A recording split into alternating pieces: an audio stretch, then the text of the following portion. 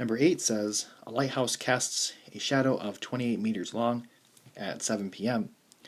At the same time, the shadow of the lighthouse keeper, who is 1.75 meters tall, is 3.5 meters long. How tall is the lighthouse? And round to the nearest whole number.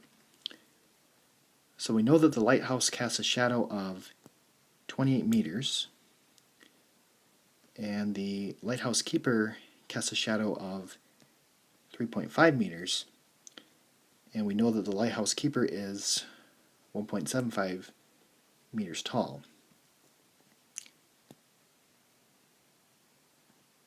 And because it's at the same time of day, we know that they are similar triangles. So the shadow's 3.5, the keeper's 1.75 tall,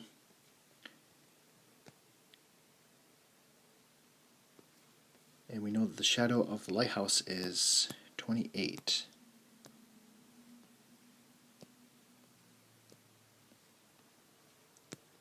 So we're trying to find the height of the lighthouse. So we can set up a proportion. X over 28 is equal to 1.75 over 3.5. And then we can solve the proportion. So if we take the cross products, 3.5x is equal to 28 times 1.75 is 49.